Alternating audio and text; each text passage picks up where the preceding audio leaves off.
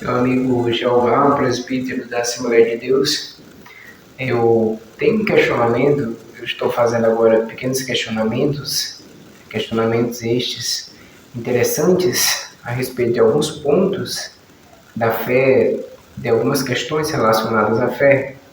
E eu quero lhe perguntar, se assim desejar responder também, algo que eu considero interessante.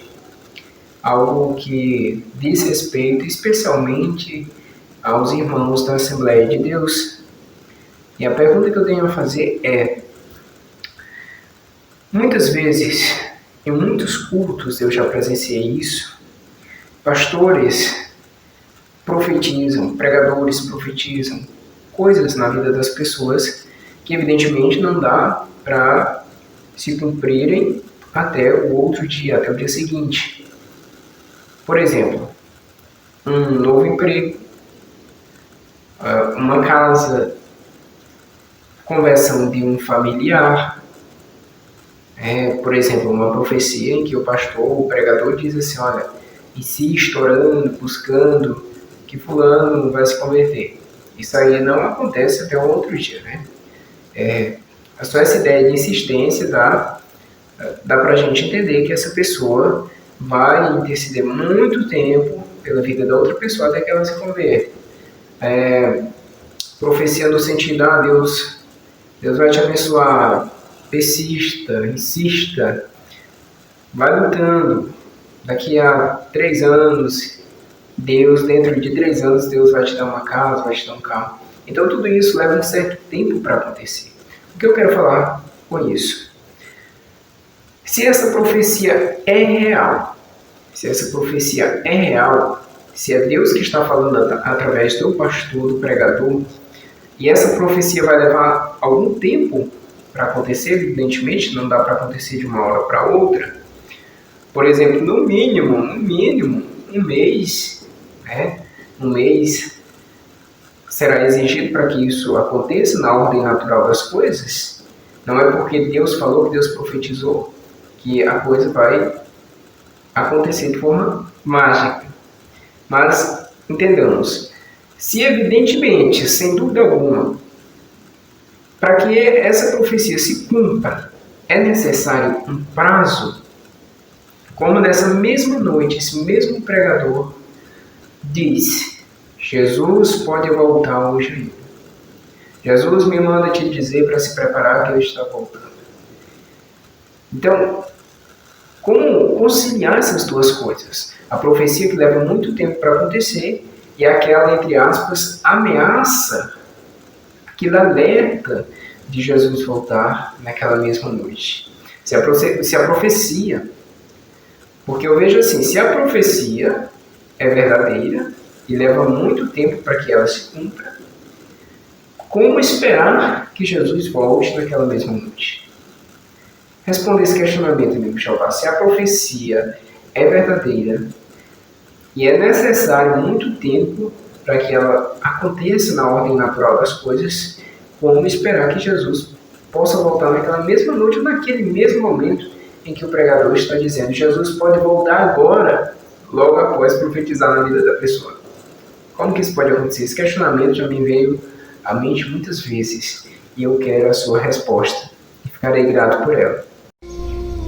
Rapaz, meu amigo Rainan, você me fez um questionário e eu estou aqui para trazer uma resposta. Espero que possa tirar a sua dúvida.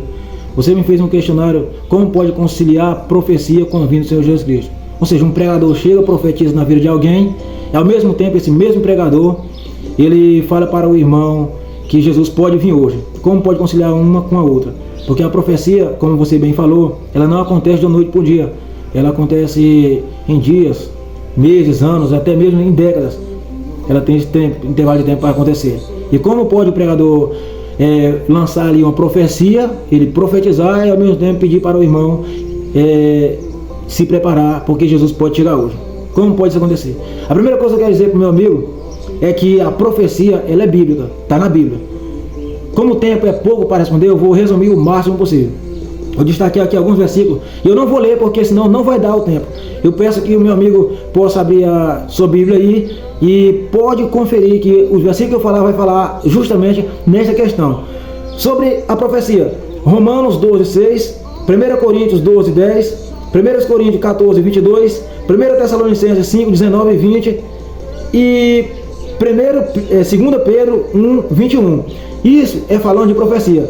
E lá em 1 Coríntios 14, 22, vai falar que a profecia ela é o dom do Espírito Santo. É um dos dons do Espírito Santo, a profecia. Ou seja, a profecia ela existe. Agora, eu quero destacar aqui para o meu amigo Arlan que hoje existem muitos falsos profetas. Isso nós temos que tirar de lado. Falsos profetas existem. Existe muitas pessoas que profetizam da carne, que vem de si mesmo e que não é do Espírito Santo.